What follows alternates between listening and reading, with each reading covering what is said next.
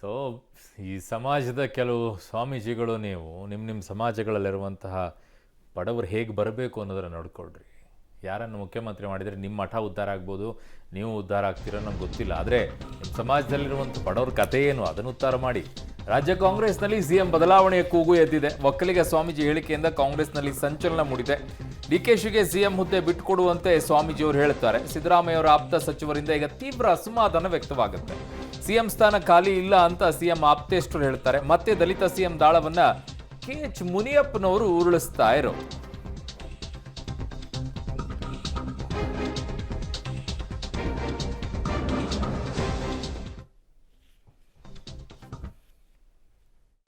ಡಿ.ಕೆ ಅವರು ಭಾಳ ಚೆನ್ನಾಗವ್ರೆ.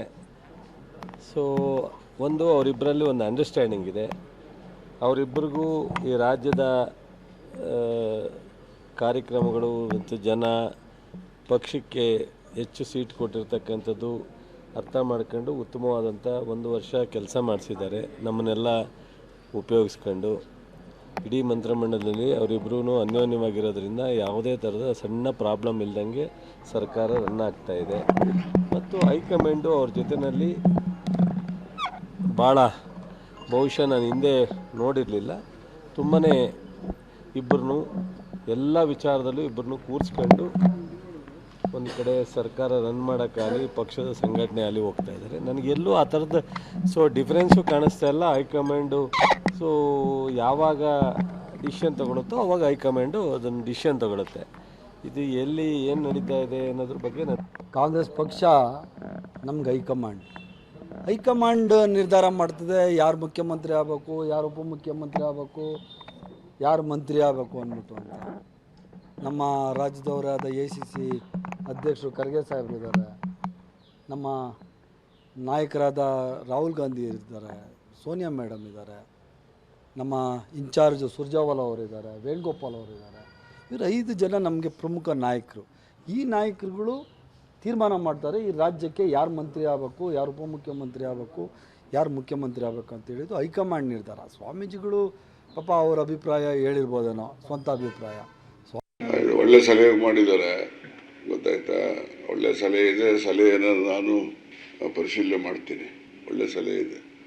ಯಾಕೆಂದರೆ ಯಾವ ಬೆವರು ಸುರಿಸದೆ ಜೀವನ ಮಾಡೋದು ಅಂತಂದರೆ ಆ ಸ್ವಾಮಿಗಳು ನಮಗೆ ಒಂದಂಥ ಮಾರ್ಗದರ್ಶನ ಮಾಡಿದ್ದಾರೆ. ಅವ್ರಿಗೆ ಅಭಿನಂದನೆಗಳು. ನೋಡಿ, ಆ ಥರ ಇದೆಲ್ಲ ಎಷ್ಟು ಸಲ ಅಂತ ಇದಕ್ಕೆ ಉತ್ತರ ಕೊಡಬೇಕು. ಆಗಿದ್ದ ದಿವಸದಿಂದ ಹೇಳ್ತಾ ಇದ್ದಾರೆ. ನಾವು ಹೇಳೋದು ಇಷ್ಟೇ, ಆ ಥರ ತೀರ್ಮಾನ ಆಗಬೇಕು ಅಂತ ಬಂದಾಗ ಸನ್ನಿವೇಶ ಅವಾಗ ನೋಡ್ಕೊಳ್ಳೋಣ. ಈಗಿನ ಸಂದರ್ಭದಲ್ಲಿ ಆ ಥರ ಏನೂ ಇಲ್ಲ. ಏನಿಲ್ಲ, ಅವರವ್ರ ಅಭಿಪ್ರಾಯಗಳಷ್ಟೇ. ಯಾರೋ ಸಾರ್ವಜನಿಕರು ಇರ್ಬೋದು, ಸ್ವಾಮೀಜಿಗಳಿರ್ಬೋದು, ಇನ್ಯಾರೇ ಇರ್ಬೋದು, ಅವರು ಏನಾದರೂ ಹೇಳ್ಕೊಳ್ಳಿ. ಆದರೆ ಅದು ಇವತ್ತಿನ ಪರಿಸ್ಥಿತಿಗೆ ಅದು ಸಂಪೂರ್ಣವಾಗಿ ಅಪ್ರಸ್ತುತ. ಏಕತ್ವ ಸಮಾವೇಶ ಮಾಡಿದ್ವಲ್ಲ, ಅದೇ ರಿಸಲ್ಟ್ ಬಂತಲ್ಲ. ಈ ಎಲೆಕ್ಷನ್ ರಿಸಲ್ಟ್ ಬಹಳ ಬಲಿಷ್ಠವಾಗಿ, ಅದೇ ಕಾರಣ ನಾವು ಒಗ್ಗೂಡಿಸಿದ್ವಿ. ನಾವು ಈ ಸಂವಿಧಾನ ರಕ್ಷಣೆ ಮಾಡಿದರೆ ಮಾತ್ರ ನಾವು ಉಳಿತೀವಿ ಅನ್ನೋ ದೃಷ್ಟಿಯಿಂದ ಒಂದು ಮೆಸೇಜ್ ಕೊಡ್ತೀವಿ. ಆದ್ದರಿಂದ ಅದು ಅನುಕೂಲ ಆಗಿದೆ. ಇದನ್ನು ಮುಂದೆ ನಾವು ಹೈಕಮಾಂಡ್ ಮುಂದೆ ಮಾತಾಡೋಣ, ಅದು ಹೈಕಮಾಂಡ್ಗೆ ಹೇಳಬೇಕು ಅಂತ ನನ್ನ ಅಭಿಪ್ರಾಯ. ಸರಿಗ ದಲಿತರು ಕೂಡ ಮುಖ್ಯಮಂತ್ರಿ ಆಗಬೇಕು ಅನ್ನೋದು ನಿಮ್ಮ ಒತ್ತಾಯ? ಇದು ಮೊದಲಿನಿಂದ ಇದೆ, ಮಲ್ಲಿಕಾರ್ಜುನ್ ಖರ್ಗೆ ಅವರ ಕಾಲದಿಂದ ಇದೇನು ಹೊಸದೇನಲ್ಲ. ಅದು ಕೂಡ ಹೈಕಮಾಂಡ್ ತೀರ್ಮಾನ ಮಾಡಬೇಕು. ಬಟ್ ಈಗ ಎಕ್ಸಿಸ್ಟಿಂಗ್ ಒಬ್ಬ ಮುಖ್ಯಮಂತ್ರಿ ಇರೋವಾಗ ಈ ಪ್ರಸ್ತಾಪಗಳು ಅಪ್ರಸ್ತುತ.